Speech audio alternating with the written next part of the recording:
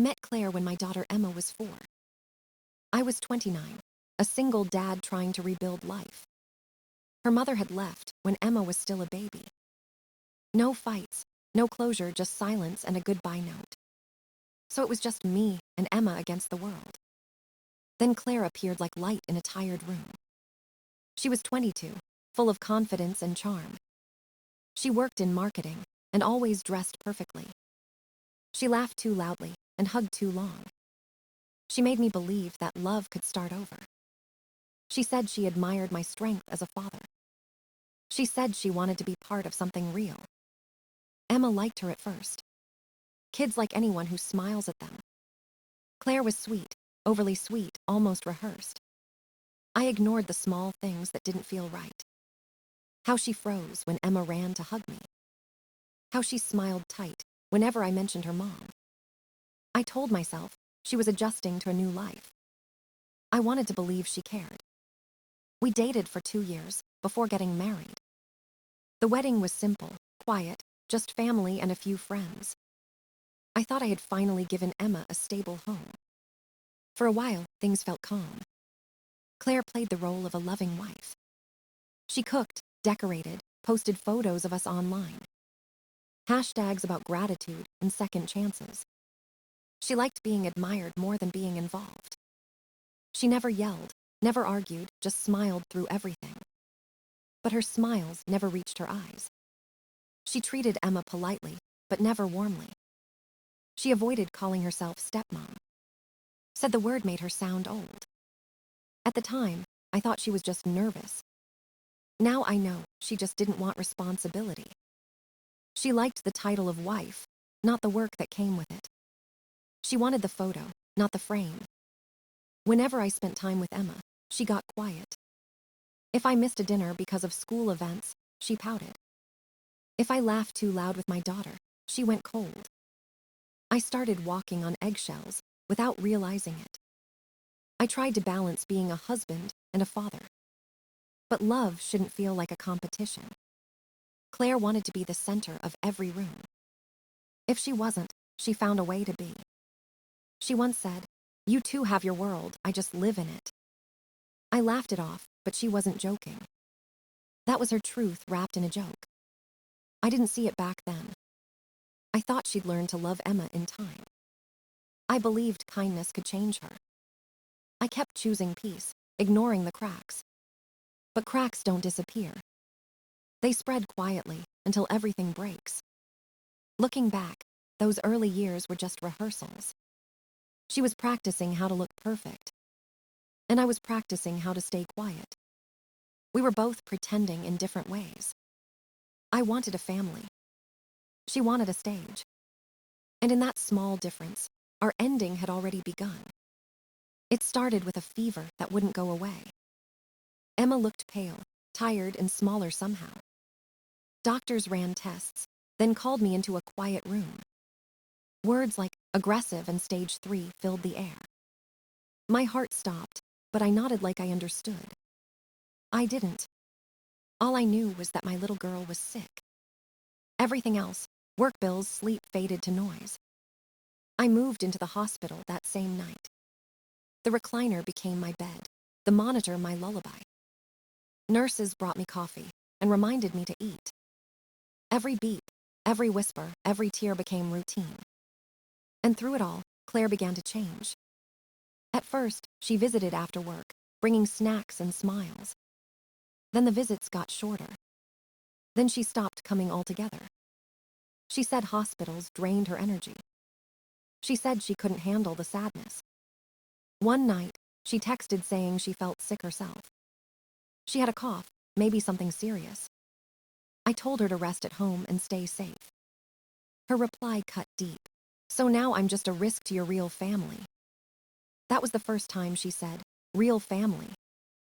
Like she already knew she didn't belong. After that, she started playing sick all the time. Headaches, chest pain, dizzy spells that came and went. She booked herself a CT scan and posted about it online. Some days the pain is unbearable, but I keep fighting. Thousands of hearts. Comments full of sympathy. Meanwhile, My daughter was hooked to an IV, losing her hair. Claire never asked about the treatment plan. Never stayed overnight. Never held Emma's hand during chemo. When she did visit, she scrolled her phone the entire time. She complained the nurse forgot her water. She sulked when the staff greeted Emma first. I saw it then. She wasn't sad, she was jealous. Jealous that love was being given to someone else. Jealous that she wasn't the center of attention anymore. She didn't see my daughter as a child. She saw her as competition. That realization broke something inside me. I stopped expecting compassion from her. I just focused on Emma. But Claire couldn't stand being invisible. She started posting vague quotes about strength and loss. People called her brave, sent her prayers. She soaked it up like sunlight. She didn't want to help, she wanted an audience. When I came home one evening, she was lying on the couch. Eyes closed, dramatic sighs between words. She said she thought she had anemia. I asked for test results. She said the clinic hadn't sent them yet. That's when I stopped believing anything she said. I gave her silence instead of attention. And she hated that silence more than any argument. It wasn't anger. It was a mirror showing her who she really was. While Emma fought for her life, Claire fought for pity. And I finally understood. Some diseases aren't in the body. They live in the heart. I stopped arguing with Claire. There was no point anymore. Every conversation turned into a performance. Every sigh was a cue for attention. So I went quiet. Silence became my shield. I focused on Emma and her recovery. Days were long, nights longer. Chemo changed everything about her. She lost her hair, her appetite, her strength. But not her courage. She smiled through pain, whispering she'd be okay. I believed her, even when I couldn't believe anything else. Claire stayed home most of the time. She posted selfies with sad captions. Still fighting, she wrote under perfect lighting. Friends flooded her comments with love. No one knew who was actually fighting for their life. I stopped correcting people. Let them think what they wanted. My reality was smaller, quieter, more painful. I learned to survive in silence. But silence made Claire restless. She needed noise to exist. One day, I walked into the hospital room with balloons. Emma smiled brighter than she had in weeks. Claire stood in the corner, arms crossed. She didn't say hello. Didn't ask how Emma felt. Just muttered, "Guess I don't exist anymore." That sentence carved into me like glass. It wasn't sadness. It was jealousy speaking out loud. She wasn't losing her husband. She was losing her spotlight. And that, to her, was worse than any heartbreak. I saw it clearly now. Love to her was competition. Affection was a trophy. If she wasn't winning, she'd rather burn everything down. I stopped hoping she'd change. You can't teach empathy to someone who uses pain as currency. She started visiting the hospital without warning. She'd walk in like a tragic heroine, sighing loudly. When nurses asked about Emma, she'd talk about herself. "I haven't been sleeping well," she'd say. "I'm so drained emotionally." The staff looked confused. I just stayed quiet, numb to the absurdity. Even Emma began to notice. She asked me softly one night, "Did I do something wrong?" I almost broke then. That question shattered whatever was left of my patience. No child fighting cancer should feel responsible for an adult's cruelty. I held her hand and told her none of it was her fault. That she was loved beyond words. After that, something inside me switched off. I stopped seeing Claire as my wife. She was just a stranger, wearing a familiar face. I no longer cared about saving the marriage. I cared about saving my peace. So I started observing her like a detective.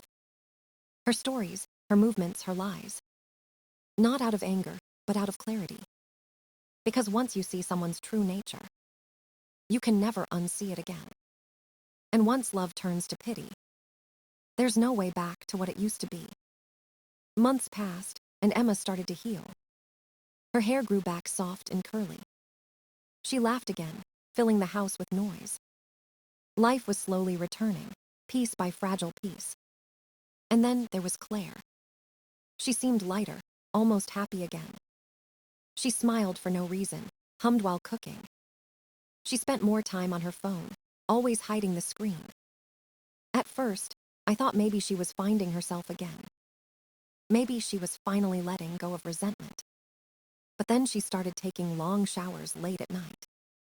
She left for errands, dressed up like it was a date. When I asked where she was going, she said just out. Her answers felt rehearsed, too smooth, too quick. Something was wrong, and I felt it in my chest. I told myself not to snoop. I didn't want to be that kind of husband. But instinct doesn't lie. One night, her phone lit up on the nightstand. The screen glowed, the name I didn't recognize. She froze when she saw me glance at it. That silence between us was heavy, cold, final. Still, I said nothing. A week later, I got a call from an unknown number. A woman's voice asked, "Are you Claire's husband?" I said yes. She hesitated, then said, "My name is Lauren. I think your wife is sleeping with my boyfriend." My stomach dropped, but I kept my tone calm. "His name was Ethan," she said. "They used to work together." I remembered the name faintly, from stories Claire told. The funny guy from her old office. Lauren said she found messages, hundreds of them. Flirty texts, photos, hotel bookings, even voice notes. She asked if I wanted proof. I told her to send everything. 15 minutes later, my email pinged. A zip file titled "Sorry." I opened it slowly, hands trembling. There it was, months of betrayal laid out in pixels. Texts full of "I miss you. You make me feel alive. I love that you choose me." One message said, "He doesn't even know how lucky he is." She meant me. I wasn't surprised. Just empty. She hadn't just cheated on me. She'd cheated during the hardest year of our lives. One weekend she claimed she was too emotionally drained to visit the hospital. That same weekend, she was in a hotel with him. The timing was perfect, cruelly perfect. I closed my laptop and sat in silence.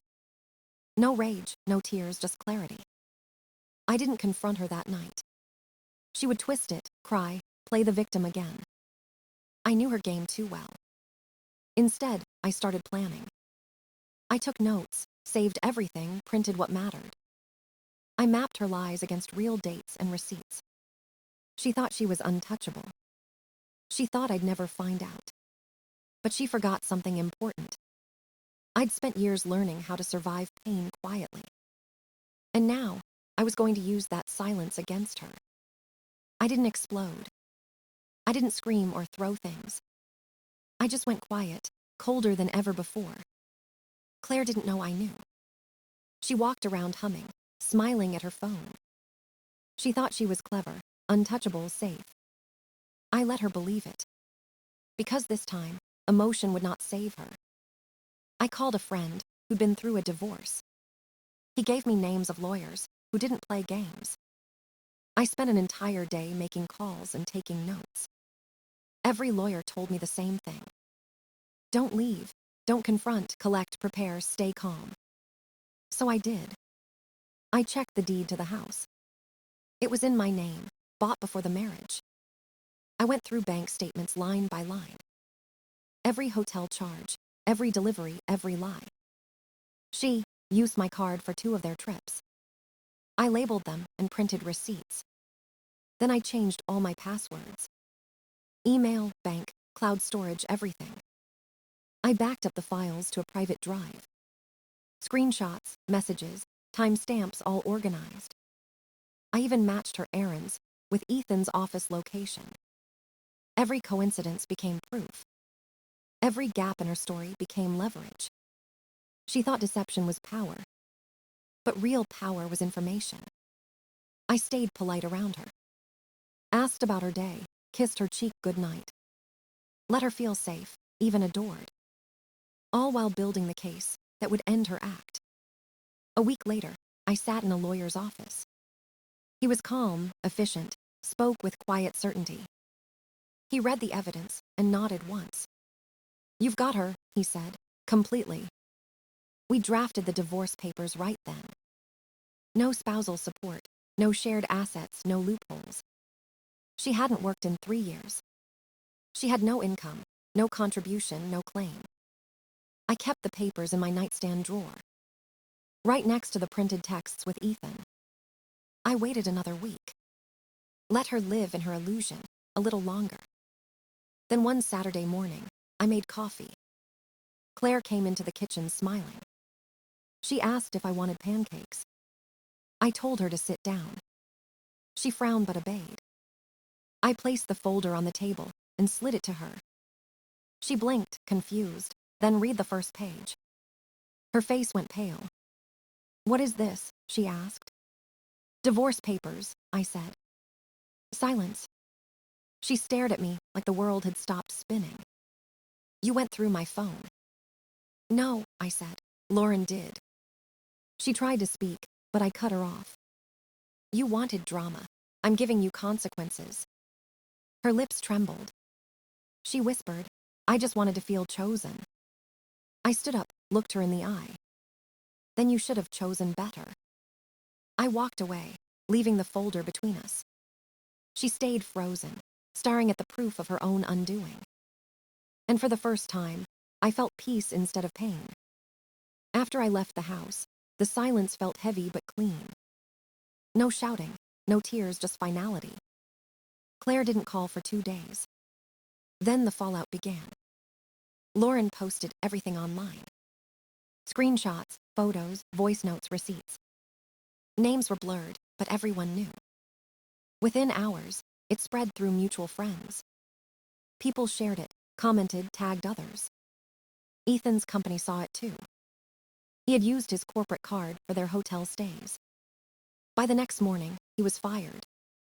No meeting, no apology, just a box of his things.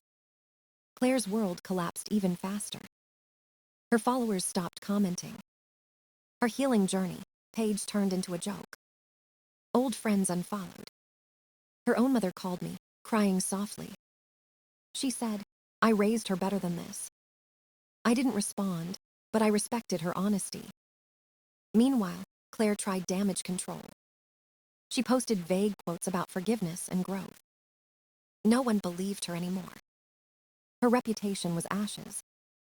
She texted me one night, just 5 words. "Can we please talk?" I ignored it. My lawyer had warned me not to respond. The next day, another message came. "He left me. I have nowhere to go." Ethan had disappeared the second the truth went public. She wrote that she was staying with a friend. That she couldn't find a job, couldn't pay for gas. She said she missed home. Home, the same place she poisoned with lies. I didn't reply. She wasn't my problem anymore.